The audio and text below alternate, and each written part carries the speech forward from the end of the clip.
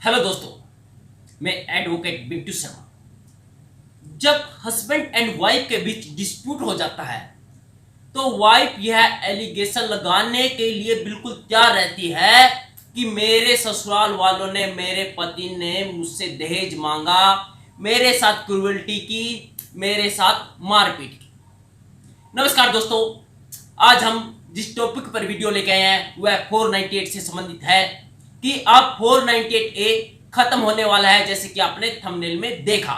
यह बिल्कुल सच है, क्योंकि आज हम एक ऐसे ही सुप्रीम कोर्ट की एक लेटेस्ट जजमेंट के बारे में बात करेंगे जिसने ना सिर्फ 498A की एफआईआर को क्वेश किया और हाई कोर्ट और पुलिस को भी डायरेक्शन दी कि ऐसी झूठी एफआईआर नहीं करनी है।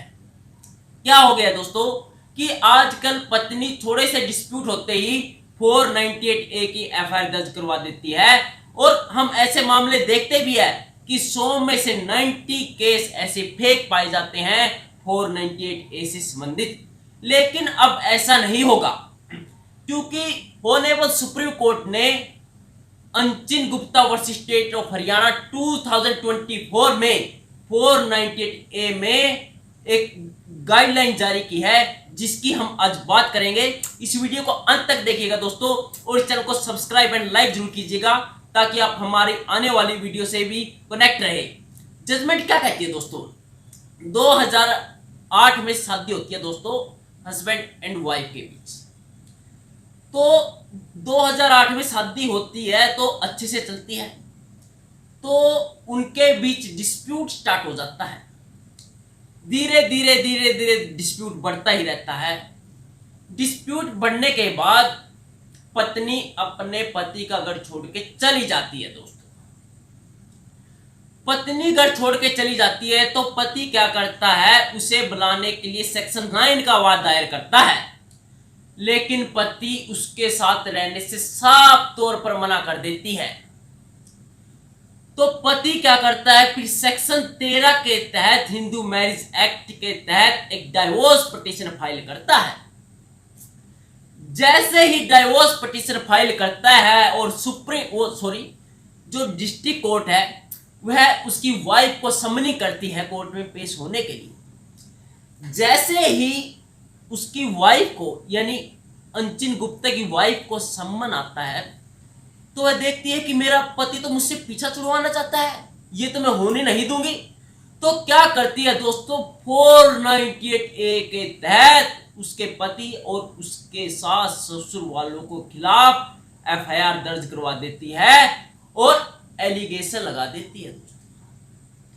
तो पुलिस क्या करती है, पुलिस इन्वेस्टिगेशन करती है, और इन्वेस्टिगेशन करके क्या करती है, अपने उस सिर्फ हस्बैंड का नाम डालती है चार्जशीट में, बाकी ससुराल वालों के नाम निकाल देती है।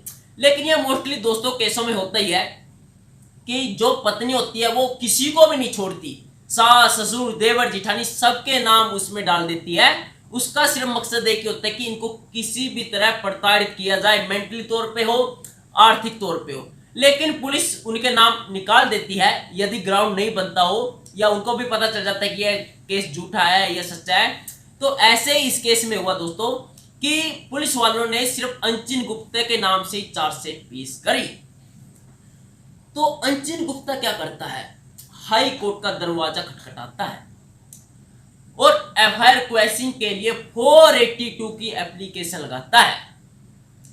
तो जो हाई कोर्ट है, Punjab and Haryana high court की बात कर रहे हैं दोस्तों हम, तो Punjab and Haryana high court वो जो 482 की एप्लीकेशन लगाई थी एफआईआर क्वेश्चन की, उसे साफ तौर पर रिजेक्ट कर देती है और कहती है कि यह आपके केस बनता है जो 498A का, तो इसलिए हम इसे क्वेश नहीं कर सकते। तो हाई कोर्ट के हो गए दरवाजे बंद। तो अंचिन गुप्ता के पास बचता सुप्रीम कोर्ट। तो हस्बैंड क्या करता है, सुप्रीम कोर्ट में हाई कोर्ट के, Punjab and Haryana high court के ऑर्डर को चैलेंज करता है, जिसने एफआईआर क्वेश्चन के तहत 482 की लगाई गई एप्लीकेशन को साफ तौर पर खारिज कर दिया।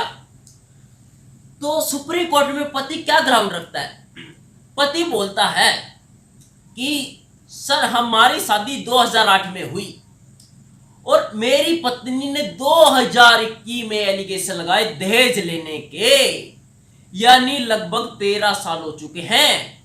यदि मैं मेरी पत्नी को दहेज के लिए प्रताड़ित कर रहा था तो इतना डिले क्यों किया? तभी क्यों नहीं एफआईआर करवाई? 13 साल तक वेट करती रही तो इतना लेट करने का क्या कारण था? जब मैं दहेज मांग ही रहा था तो तभी एफआईआर दर्ज करवानी थी। तो दोस्तों, सुप्रीम कोर्ट ने यह बहुत ज्ञानता से देखा कि बात में तो सच्चाई है, और पत्नी को क्या कहा सुप्रीम कोर्ट ने कि जो आपने ये 498 की एफआईआर दर्ज करवाई है, यह काउंटर केस किया है आपने।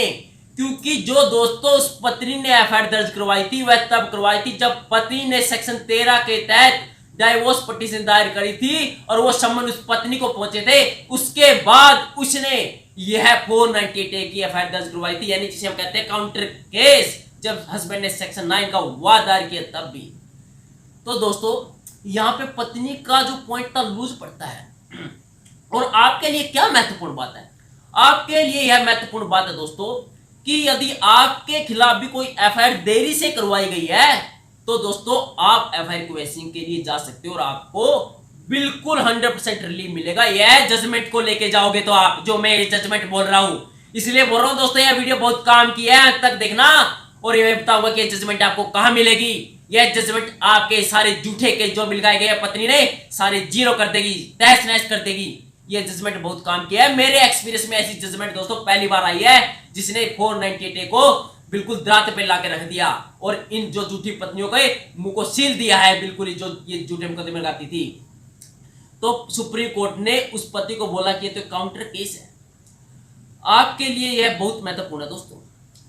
सुप्रीम कोर्ट क्या कहता है कि जो फिर क्या कहा उस पत्नी को कि जो है आपके साथ इंसिडेंट हुआ, ओके हम मान लेते हैं कि 498 की जो आपने एफआईआर दर्ज करवाई है एक टाइम के लिए कि दहेज मांगा है, तो कब मांगा, कहां मांगा, कोई डेट, कोई समय, कोई तिथि तो कोई होगा, कुछ टाइम, कोई स्पेसिफिक कुछ तो दो। आपने तो यह जनरल बातें बता दी है कि मेरे पति ने, मेरे सास ससुर ने मुझसे दहेज मांगा और 498 की एप्लीकेशन लगवा दी।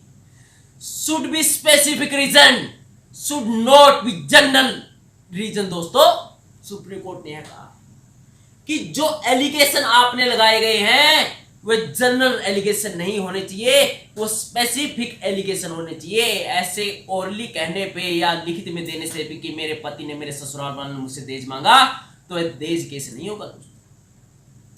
तो सुप्रीम कोर्ट ने कहा कि हमें लगता है कि यह एफआईआर गलत तथ्यों के आधार पर दर्ज करवाई गई है और काउंटर ब्लास्ट केस है, तो इसलिए हम इस एफआईआर को क्वेश कर देते हैं।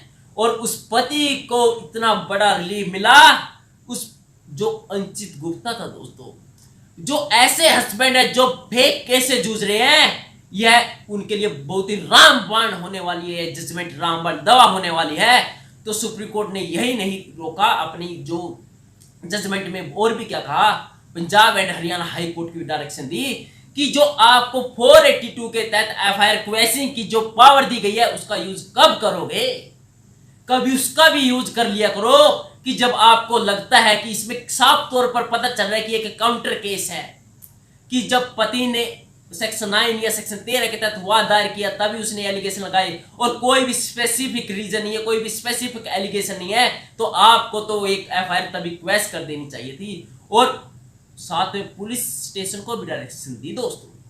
पुलिस वालों को कहा कि ओके आपके खिलाफ एप्लीकेशन आई है, आप एप्लीकेशन ले सकते हो, लेकिन एफआईआर दर्ज करने में ऐसी कोताही नहीं बरतनी है।